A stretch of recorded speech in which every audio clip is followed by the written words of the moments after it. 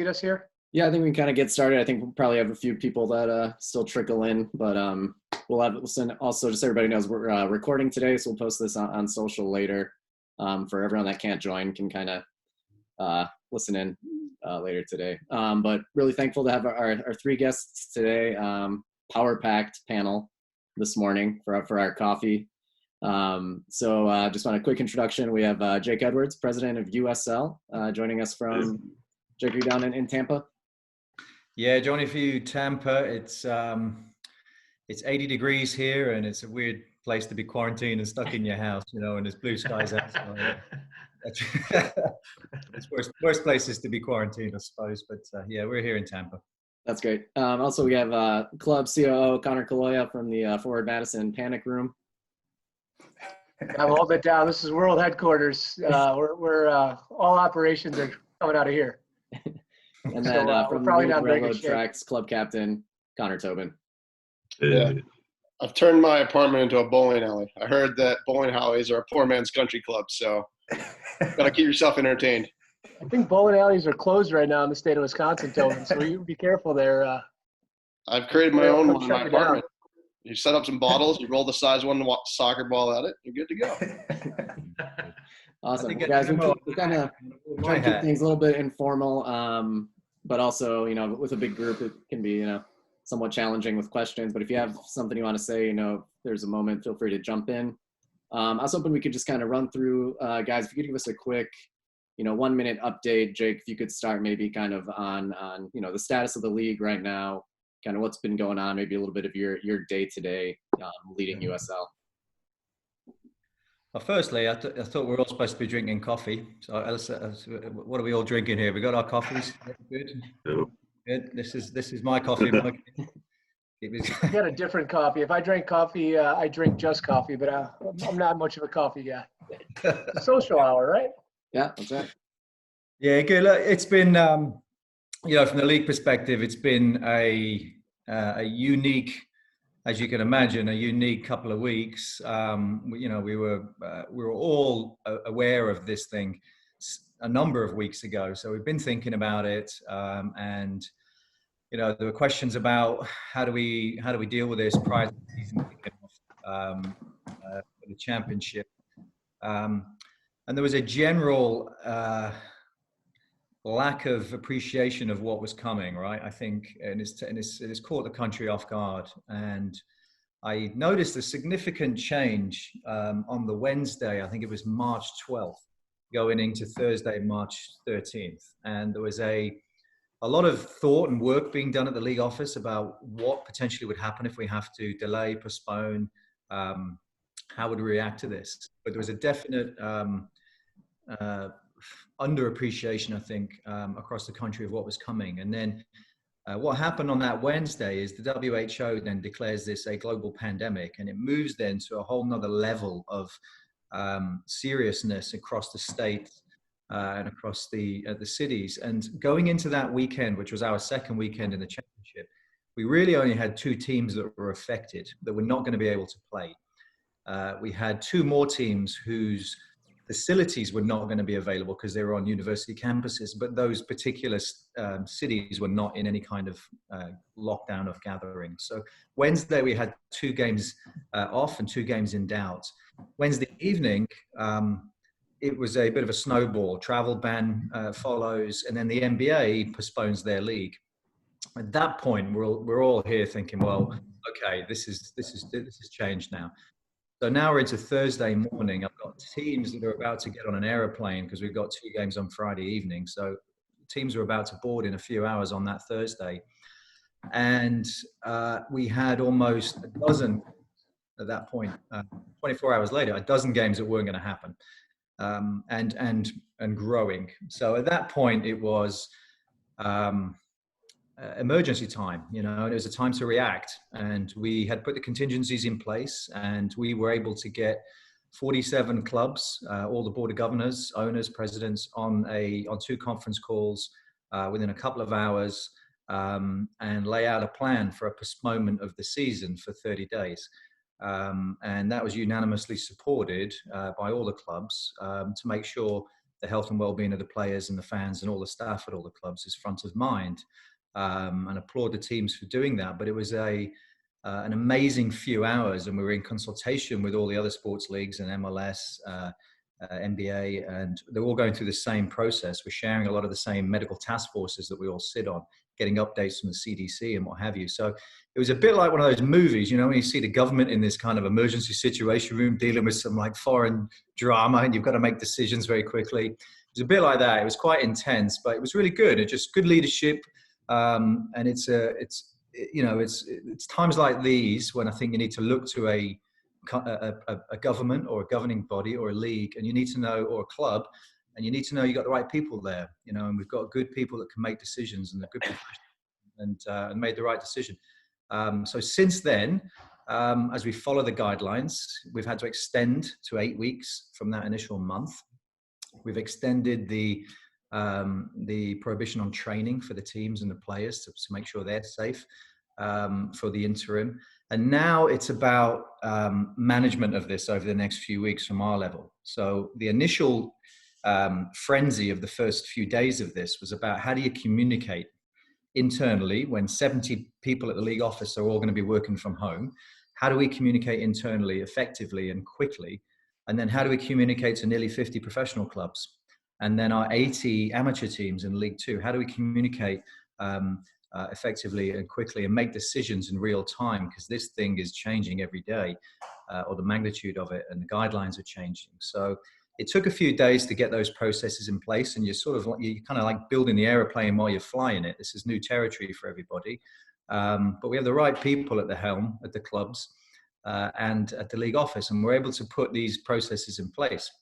So I mean, not to bore you, but we have like multiple touch points with the clubs throughout the week. We have task forces that work on the medical side. We have groups working on the competition. When we return to play, what does the competition look like? We're in contact with all the teams' presidents, working on the business side of things. What are the best practices going on there? What can we be doing in our communities when we're not playing football to stay relevant, to engage with our community, to be safe? We have groups working on those initiatives. And we're working with the owners, and we've got lots of things happening now, right? Stimulus packages coming through. What does that mean? How does that help the clubs get through this? Working with the Players Association, having daily calls, weekly calls to make sure we are aligned and working with all the players, so they're in the know about what's happening.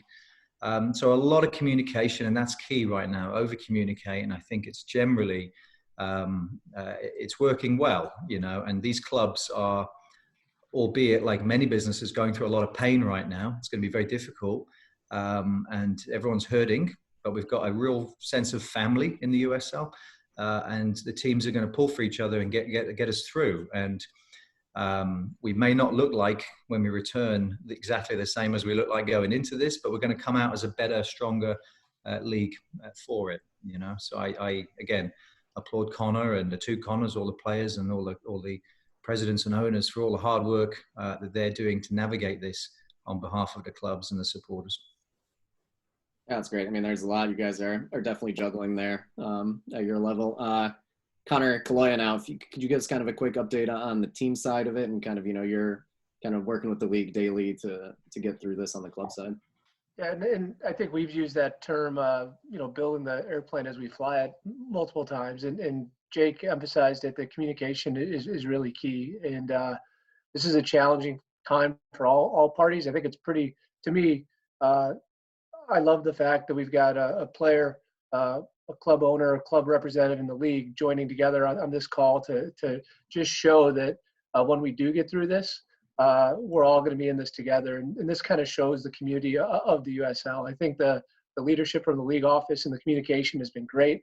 You know, as I look back on this, the thing that I think I'll always remember is how quickly it's moved, and how hour to hour, day to day, things change so drastically. And when things are moving quickly, you need to communicate, you need to be flexible, and honestly, you just need to be honest. You just need to tell people what you know. And I think we're going to look back on this and all have little things we probably could have done better.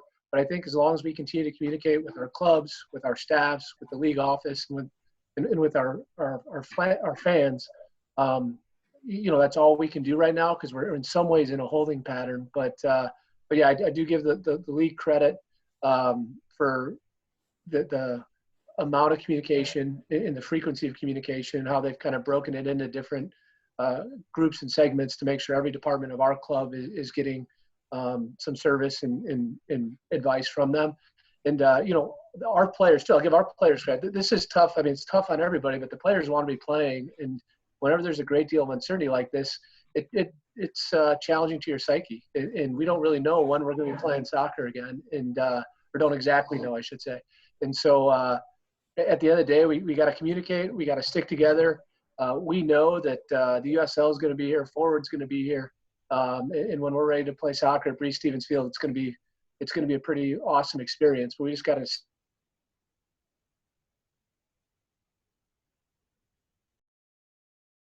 Awesome. Yeah. Turbo, maybe you could kind of give us a quick update on player side, and what it's like for the guys. I'm sure you're talking to the team daily. Yeah, I mean, I think Connor touched on anytime there's a lot of uncertainty, particularly you take guys out of their routine and be able to show up and play football, which is what we all love to do.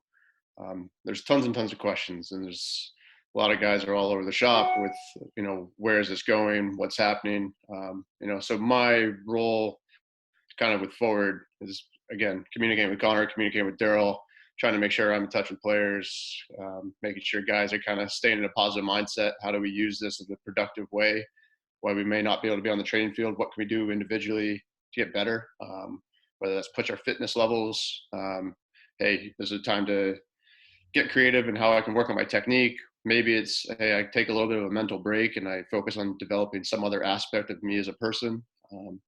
But it's been unique because I also have a role with the USLPA. So I think Jake referenced the fact that, they're working with the players organization and communication is key. So we're not only talking about forward and the group of players here, we're actually talking about 47 clubs, between USL Championship and USL League One, where players are in the same sort of circumstance. So from a union side of things, it's been really important to come alongside the league and work hand in hand. Jake referenced the daily phone calls we have. So we're getting information that we can help the league with those communications to players, because that's just one of their constituents. And, the more we can get information out, as Connor alluded to, I think the easier it is to kind of develop, the solution to this whole situation.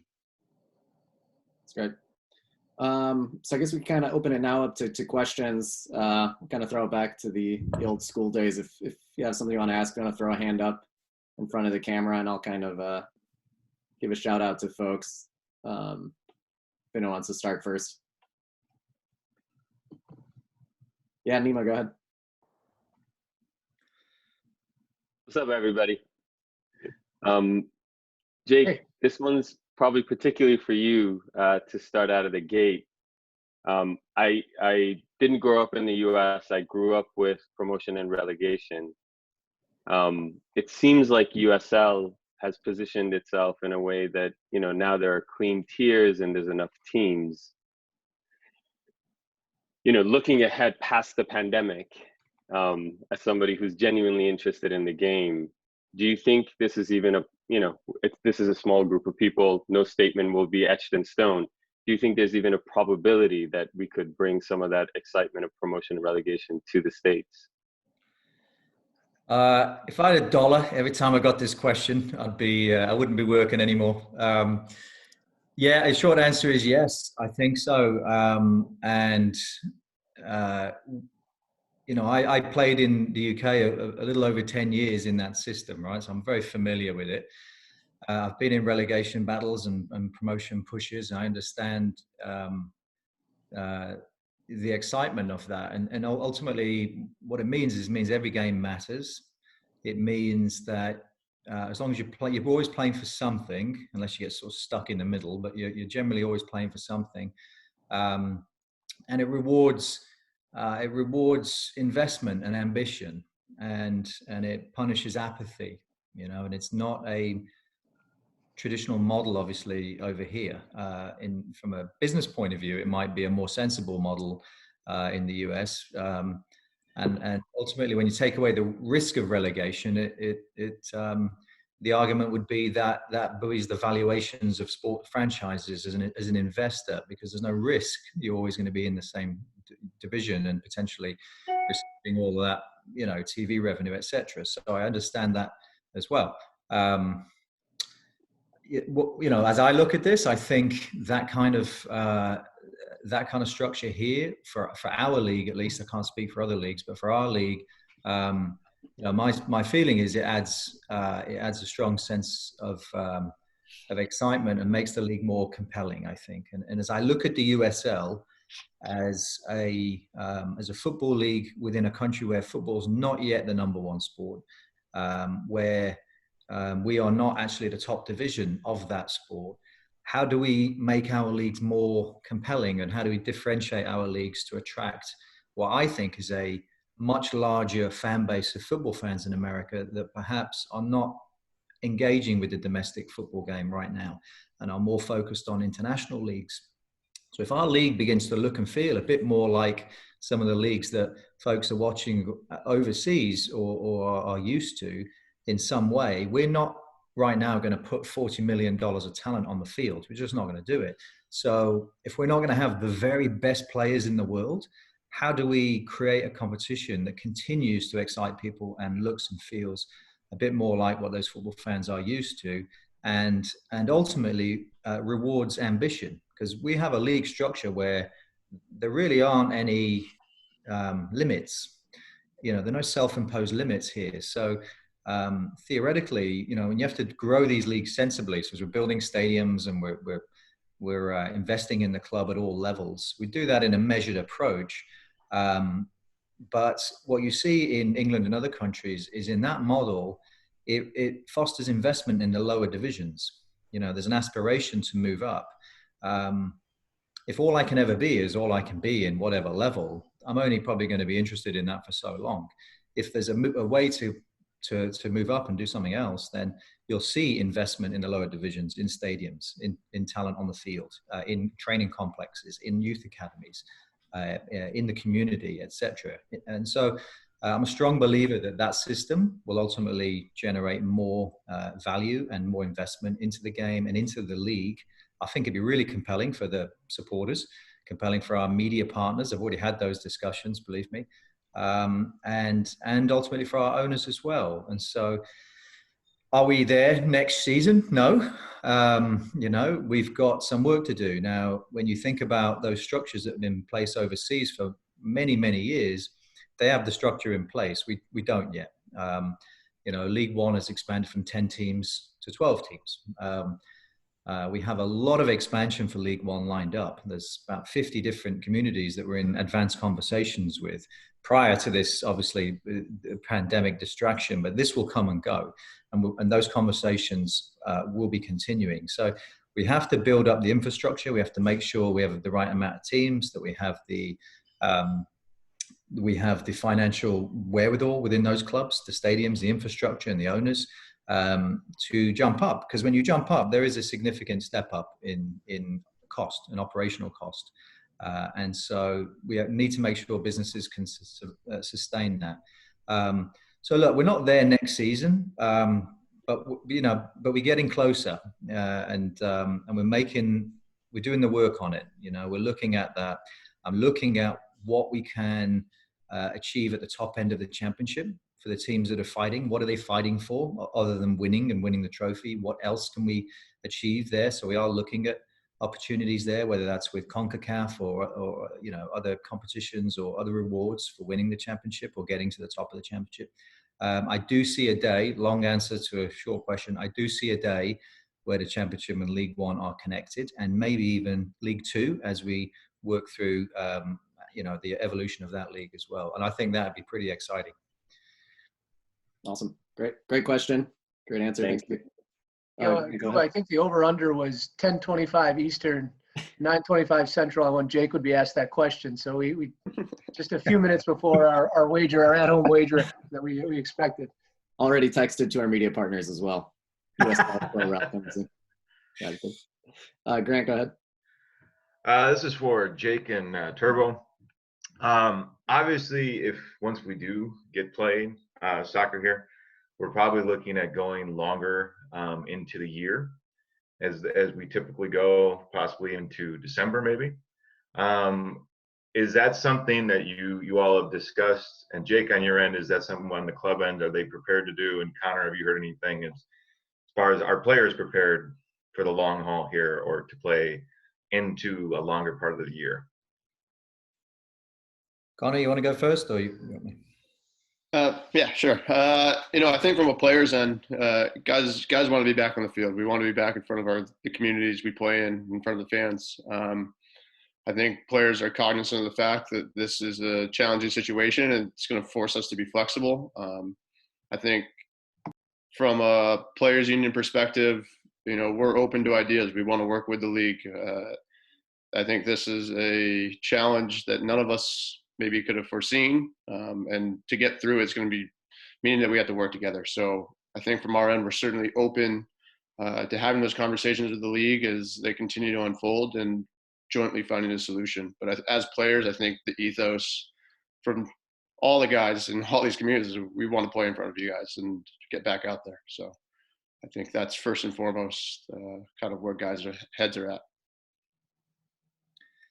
Yeah, I think from our point of view, it's about safety. So we'll play when we're allowed to play and when it's safe to play. I'm seeing some encouraging signs now. I hear in China now, where it all began, that they are looking to have those players back training, and they may already be back training now in some shape or form, and they're hoping for a return to play in May. So, and I'm hearing one or two other leagues as well are looking at that. First and foremost, we're going to come back and play when we're safe to do so, when it's safe to put people in a stadium, when it's safe to get the players together. Our teams don't have an appetite to play behind closed doors. At this point, that's not a consideration. But everything is on the table, and we are modeling out all kinds of scenarios, whether we come to play in May, whether it's June, whether it's July, whether it's August. And so it'll be a concerted effort with the players and the teams to make sure we come up with a competition model that gets the games. At this point in time, all the games that we've lost are going to be made up. We've not cancelled any games. So it is a bit of, wait to see how this thing evolves and when we're clear to come back and play. And we're modeling that out near enough on a 2-week timeline. Every 2 weeks, if we have to make some sort of changes to the model. We've got input from all of the teams in terms of what their preferences are, and everybody wants to play. We don't have enormous television contracts where we have the luxury of playing behind closed doors. We're match day revenue businesses. So we have to play these games in front of fans, and that's what we're about. So we'll play when it's safe to do so. But the competition model, our intent now is to get all the games in. And as this extends, our ability to do that will be challenged, and we're looking at the different ways we can do that. And this is working. We'll have to work with the players on this, because there's a balance of getting those games in to make sure the clubs can get through this, and there'll be some strain on the players. We don't want to overstrain the players playing Saturday, Wednesday for too many weeks, right? So we've got to find that balance of what makes sense and what's doable. And if it means we have to change the format of the playoffs to get teams more of those games made up, that's what we'll do. We'll model that out. If we have to go a little longer, we can do that as well. But everything's on the table right now. So I feel like we've got really good competition models. And as of now, we have not had to cancel any games. We have models to make them all up. Awesome. Thank you. Next question, we'll throw over to Tim. Go ahead. Just to build on that a little bit, I think Taylor Twellman floated the idea on Twitter of using this as an opportunity to realign with the European schedule. I don't know how you guys feel about that, or what would be the positives, negatives of switching that up. I guess for Mr. Edwards and I guess Turbo, how would you feel about playing a large number of games during the wintertime? Well, what's the weather like in Madison in the winter? Beautiful. I think we'd have a home field advantage, I tell you that. So You got any as long as shovels? the snowplow is ready, we're ready to go. Nice. I think the limiting factor is, yeah, look, it's been discussed. The limiting factor is availability of the venues. If, in cases where the teams don't own the venue, it's just, is it available? And what's the challenges of the weather? As I said, we're not there yet, but nothing's been thrown out at this point. So I've all the way at the end of the table, there is a European calendar conversation, but it's those are your challenges here. Really, it's all the teams we have in the north are we don't have heated fields, we don't have dome stadiums, and so you're battling the elements and getting people to those stadiums. I mean, that's the challenge, really. And theoretically, you could look at having all the teams play in the south up at a point, but again, it's college football in the south, and sometimes those stadiums are not available, or those cities are just dominated by college football. So there is a point in time where teams don't really want to go beyond in the south. And in the north, the weather prohibits it as well. So it's a real challenge to sort of consider that. Again, I don't think we need to be there. Yeah, good question. I'll just add from a personal end, I'm all ears if it means less games in Florida in the summer. Too hot for me. Awesome. Any other questions? Yeah, go ahead, Logan. Yeah, so Jake, you were talking about you wanting to get the season, all games finished, and this can kind of go to everyone on the panel, club and player. What is the talks about the U.S. Open Cup and how that's going to fit into the schedule, or if, because first off, players don't want to be strained if we're doing Wednesday, Saturday games. What's everyone's consensus about the Open Cup being played out this season? Well, the Open Cup will be postponed this season. Okay. So the federation are, I think they've actually made that announcement, or at least the announcement it'll be suspended for a period of time. But it's the federation are working with all the pro leagues. They're well aware we're going to have a number of makeup games. We're going to get every available window, and so. They moved the start of the competition earlier this year. Usually it sort of started mid-May or the second week in May. They've moved it this year up into April. But obviously with the NPSL suspending their league this year, our League Two also heavily reliant on college players to play in that competition. We've postponed the start of that season as well. Who knows what's happening with the college soccer right now? Obviously, they're going to have some challenges to have players available. They're not training at college right now. So they've, I think they've just seen sense on all of that. So the federation have postponed this competition this year, and it's unprecedented circumstances. They've never had to do that, but now we just don't have the teams to play now. Nobody knows for sure if we're back playing in May or if it's June. Or maybe July. We just don't know yet. We have a good feeling that it's sooner than later, but we don't know. So you can't model a competition based on that. And the amount of makeup games they would have, they know they're going to be competing with us and the pro leagues, and the pro leagues need the games, unfortunately, more than the cup games. So that won't happen this season. Additionally, we're working with some of the international governing bodies. FIFA are looking to suspend all the international windows as well this year to let all the pro leagues catch up. So we won't lose any players that are on international call-up or have to have an international break on a weekend as well. I would just say from a club perspective, we're fortunate to have a great Open Cup run a year ago. It's a special event to be a part of, but our priority and our focus for our fans is getting those 14 USL regular season matches in, and then a handful of the international or MLS exhibitions that we've done. So that'll continue to be our focus. While the cup is great, the first priority and our commitment to our fans and our season ticket package is those 14 USL matches, and also a couple interesting exhibitions as well. I think from a player's end, obviously U.S. Open Cup's special. It's a unique competition. But ultimately, we as players, we play the games that are on the schedule. So some of those decisions are made at a level above us, and what we can do is we can provide our 2 cents, but ultimately we just play the games that are on the schedule. Definitely. Great. Awesome. Thanks, Logan. Next question.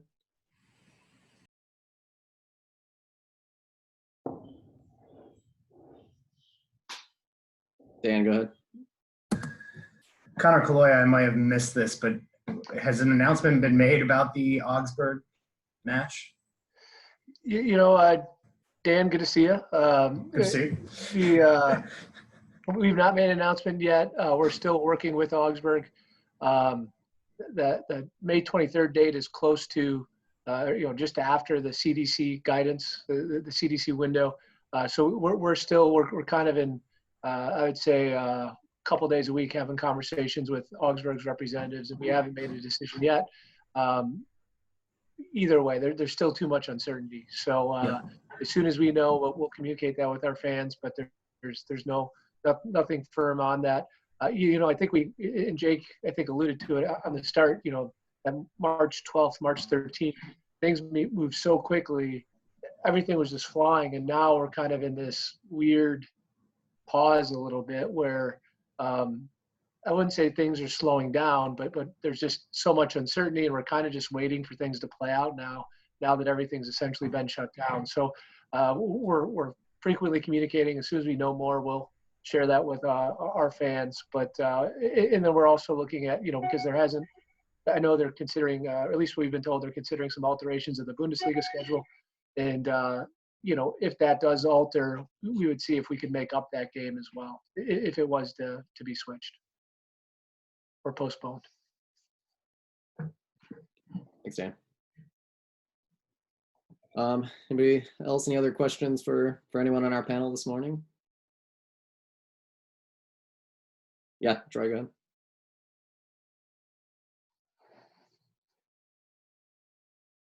Come on, there we go. Jake, a high level question relating to stadiums and facilities, as you mentioned. Expansion early on. Obviously, our Breeze Stevens is a magical place, but in terms of all of your levels of USL expansion, I'd just love to hear your observations on what's happening in terms of fields, facilities, stadiums, what the expectations are at tiers, and how that's all coming along. Yeah. Firstly, is that an OKC Energy T-shirt I see on? Yes, it is, exactly. And that's part of my thinking too. I caught a game at Taft last year, and of course loved that old style stadium, and I wish that place could facilitate it all. The small pitch, obviously, part of the problem, but I know that they have a great thing coming up with their new stadium, and that's what's had me paying attention to it at the championship level as well as League One. Yeah, no, it's a massive undertaking, and it's such an important part of the future of our leagues, is the facilities we play in. And we've got about 22 soccer-specific stadiums, or stadiums that have been retrofitted just for soccer now. So I've made some progress there, and a couple of really nice stadiums in the championship. Most recently, we're going to miss the opening now, it'll be delayed, but Louisville's new stadium will open this season, and that'll be I say a game changer for the league. To build something like that outside of Major League Soccer is a big statement of intent as to where the sport is and where the league is and where it wants to go. Great stadium in Rio Grande Valley, and great stadium in San Antonio, and we've got some very exciting stadium projects that are coming next season in Colorado Springs, about a 10,000 seat downtown stadium. And then some projects in the works in places like Indianapolis and Oklahoma City, who have got what look to be $70 to $150 million stadium projects coming online over the next couple of years. If I go back a few years, let's say go back 3 or 4 years, when we were right in the middle of this 10-year strategic plan that we put together, which comes up to this year, 2020. Part of that initiative was building soccer-specific stadiums and making sure our teams were the owner or primary tenant of a building. so that they could control the dates, because we have a nightmare when you're sharing a stadium with either a minor league baseball team or high school or college or whatever. So controlling the dates, controlling all the revenue in the building as well, and ultimately making our clubs financially sustainable. And so we talked about 3 or 4 or 5 years ago about 5,000 seat stadiums. And when you think about Charleston Battery's old stadium and that kind of size building, that's where we were back then. What's happened now, we've seen since 2011 about a 30% attendance growth year on year in the championship. And so now that's a little over 6,000 now. And we've got about half a dozen teams in the championship that do 10,000 fans or more on a regular basis. So we're now working to move as many of the clubs as we can where it makes sense for the market they're in, up towards that 8,000 to 10,000 seat stadium. We've got a few 12,000 and 14,000 seat projects that are going to come online this season and over the next 3 or 4 seasons. All the expansion teams now that we're talking with for the championship, and there aren't many left, we've got our eyes on about 6 or 8 markets. Those groups have to come in now with a plus 12,000 seat stadium. So what our goal is here as we look now to the next phase, which I look towards the World Cup in 6 years' time, is can we house the vast majority of the championship teams in stadiums that are going to look as good as what we've just built in Louisville? We're going to be playing in front of those 10, 12, 14,000 seat stadiums. What's happened in Louisville, having suffered, the team has suffered really for 4 years in a minor league baseball stadium. And we have better deals than that, but they didn't own that building and they had a tough lease and they had a lot of limits on revenue. They've struggled through, and now they're going to go into this new stadium, and it's transformed that business overnight. It's just transformed it overnight. Okay, so what happens now is they can invest into a plus $10 million training complex for their players. Okay, they can add talent on the field and in the front office and in the on the technical, on the coaching side. They can reinvest that into the academy programs. Now we have a sustainable football club that's going to be there for many, many years to come. The key to doing that is the stadium. Ultimately, we do fall in love with some of the venues that we're in. I get that, but ultimately, you've got to have a venue that drives the business. That is a place that players want to come and you can attract the players and delivers a fan experience that is a quality and brings those fans back. So that being said, both now at the championship level, as I look forward 6 years, you're going to see a lot more high quality and larger stadiums coming into the league. You're also going to see that in League One. Okay, and so we're building a venue now in Chattanooga. We're building in Statesboro. We've got a couple of other projects in line. The expansion teams that are coming in League One also have stadium build projects. They're not looking at 12, 14,000 seats. They're in the more in the 5,000 to 8,000 seat range, which makes sense for the business as it stands right now. But once you can control the dates and you have management rights to have other events in the building, and you've got the naming rights and you've got all the sponsorship rights and you've got the parking and you've got a good deal with the city on that building and it's in the right location.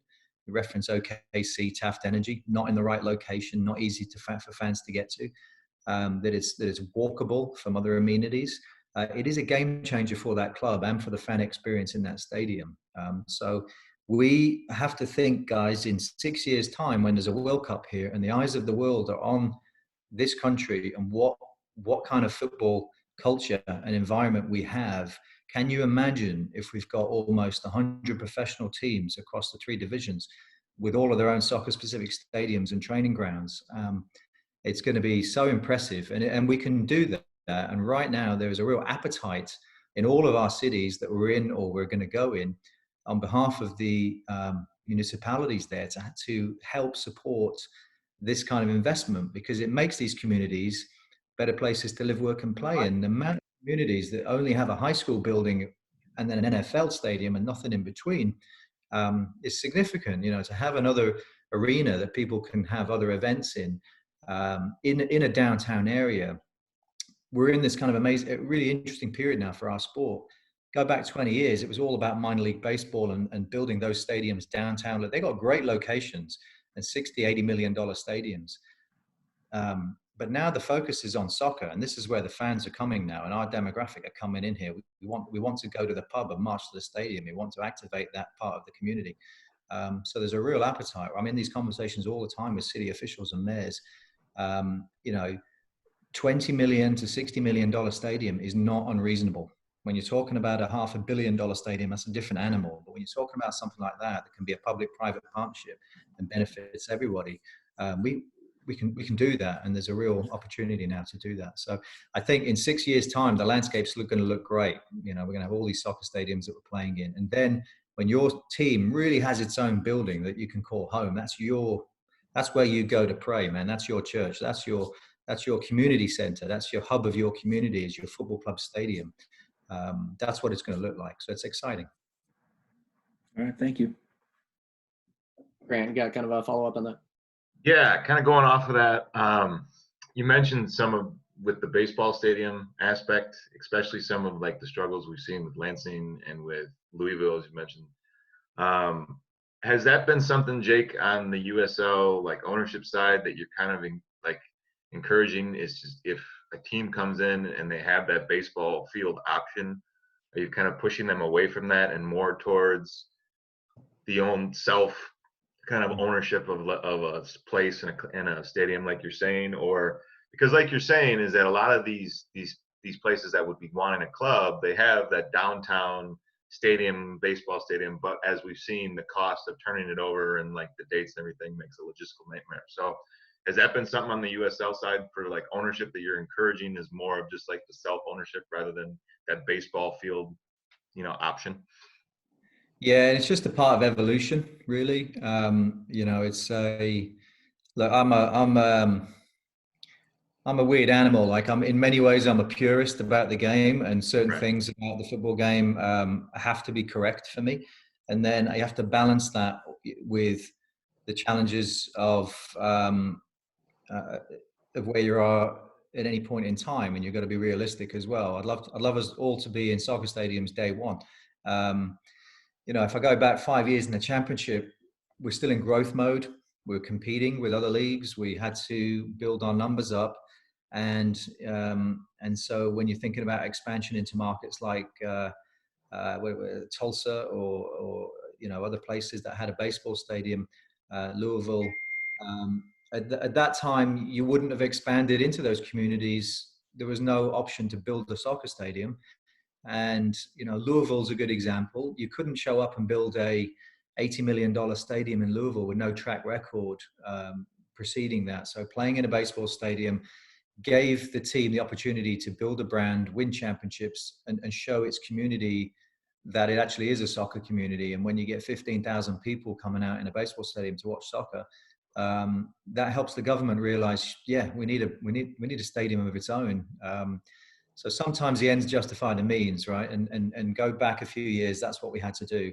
When we launched League One, again, it's a very difficult undertaking launching a professional league. It's not easy.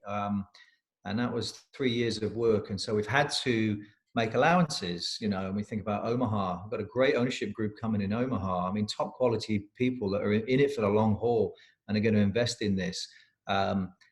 If we force them to start in a soccer stadium, it's not going to happen, right? You can't play in the college stadium there. That was off limits. So they would have had to build from the get-go. And asking someone to stump up 10, 15, 20 million right away, we needed teams, we needed to get the league going. So what we're working in that market and all the other markets now in League One is and there's only a few, but if in Omaha you're going to start in a baseball stadium, what's your plan to build a soccer stadium? And that's been presented to us, and they're working on that now.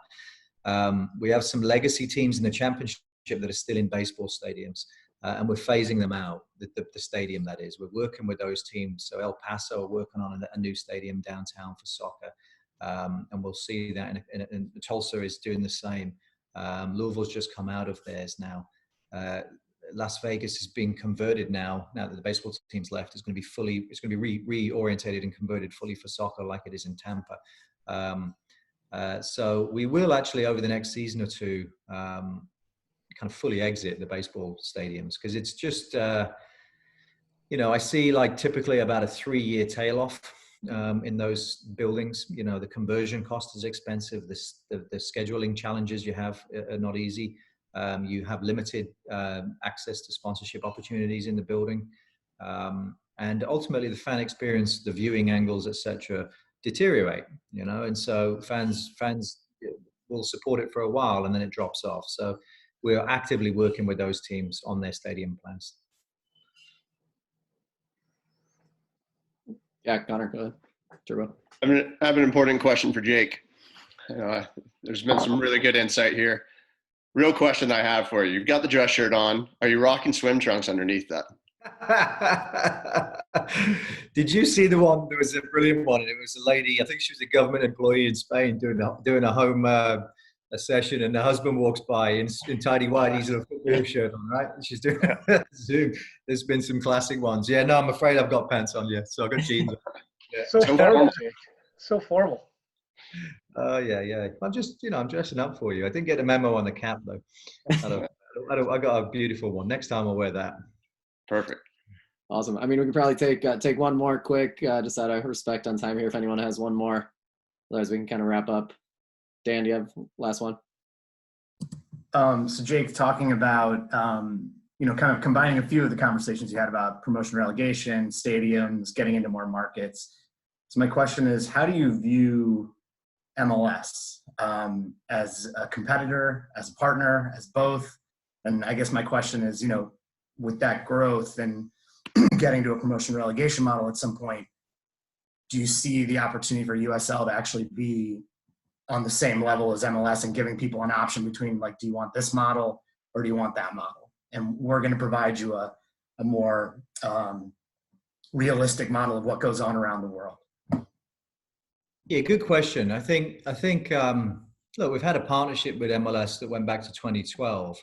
And it's been an evolving partnership. And, as I think about where our leagues come from, I started in 2013, there was 10 clubs in the league. That was it. And we had 15 people in the league office. So now, 6-7 years later, we've got almost 50 professional teams. I've got 70 plus people in the league office. We've got commercial partnerships. We've got a media partnership with ESPN. We are showcasing some fantastic talent now on the field. The games are really competitive. We've got a lot of quality players that have played all around the world. We've got senior internationals out there, world-class coaches, and we're building phenomenal stadiums. And so we've come a long way in a short space of time.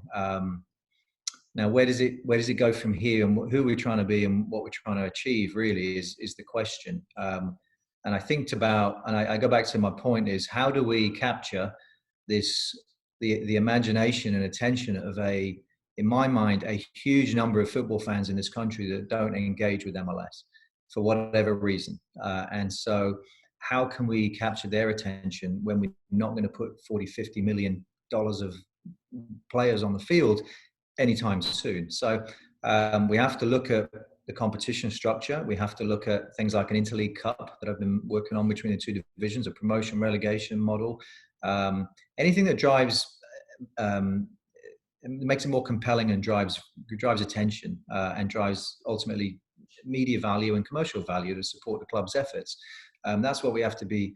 That's what we have to be thinking. I think, I think ultimately fans have to make a choice about what kind of football they're going to follow and where their allegiances lie. And it's very difficult in Madison to be enamored with Columbus Crew or to be enamored with LAFC, or you might be, but you have your reasons why you might or you might not engage with those teams or that league. And therefore, one of the central missions of the USL is to bring professional football into communities and have that touch point with fans at all ages that they don't currently have, because you may well be following the Premier League, or you may have a team that you like in Serie A, or you might have a player that you like in whatever league, right? You consume football and you have an affinity to a club for many different reasons. But if you've got one on your doorstep and you're a football fan and you've got a team to go out and support, and you can go out, whether you're a member of the flock or whether you go out with those 5,000 people on a Saturday and go to the Breeze Stadium and you have a few beers and that's your team and you have this amazing communal experience with everybody, that's what it's about. And so that doesn't make you a fan of MLS. That makes you a fan of your team, first and foremost. And you might have other teams you follow, but that's your community and your team. That's our mission. So how do we gain relevance? We bring that opportunity into as many communities as we can. And I think, therefore, we will attract a large group of football fans to the USL, but really to all the clubs across the country. Now, when I was growing up in Manchester, my dad took me to Manchester United games. That was where my family was, with the exception of one uncle who was a City supporter, who nobody liked. Everybody went and watched the Man United games. And so I remember standing on the terraces there. I was, 7, 6, standing on the terraces with my dad. And I can remember those days, and I remember, I could smell the grass. I remember watching, Jasper Olsen and Gary Bailey and Mark Hughes and all these guys running around. And Liverpool was the better team in those days, but we were pretty good. And that hooked me, and I'm a lifelong fan of that club now. When I was a player, I played against them in the FA Cup once at Old Trafford, and we had 70,000 people there. And I flew my dad over from America to that game. And that was like a dream come true. That was an emotional moment, having started in that stadium, watching that team, and then playing against them. And now working in the sport. So my whole life has been about football, and it started then because I had that touch point of my local team. So don't underestimate what the football club in your community is doing when a young kid at 7 goes to the game, or you watch the game, or we think about people that are going to be executives in the sport. They're going to be professional players. They're going to be front office staff. They're going to be volunteers. They're going to take their kids to the game because they first went to a game at Madison. So the effect that we're having on our generation, future generations, by bringing football to the communities and having that access and that initial touch point, that you can't underestimate what that does for people. So, so I think when you're thinking about, we're not trying to compete with MLS. We're trying to be relevant in our communities, and we're trying to be something very different, and we will look and feel different. We're not the same in every market. What happens in your community is very different than Las Vegas, is different than El Paso, is different than Oklahoma City, and we love that. And it's about local flavor, local football clubs, local experience that you guys are having. It's your football club. You guys run this club. I mean, you do some amazing things in Madison with that club, and it gets world attention. And it's cool, but that's because it's your football club. You're taking ownership of it. So that's our mission, not to compete, is to build football clubs that are healthy and sustainable, that are unique and different, and that are changing people's lives for the better and getting people into the sport now and in the future. And that's it, and I think off the back of that, we're going to create a really special league, that players want to play in, that fans want to support and watch. But again, it's about the local clubs. It's about Connor, and it's about the ownership gym, and it's about what they do there, and that they will buy into that vision.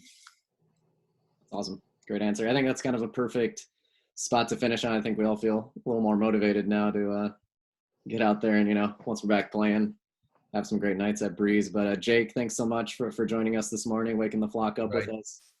Anytime. Thanks for having me. Yeah, Connor and Connor. Appreciate it. See you guys all at Breeze soon. All right. Stay safe, everybody. We'll see you again soon. Yeah. Guys.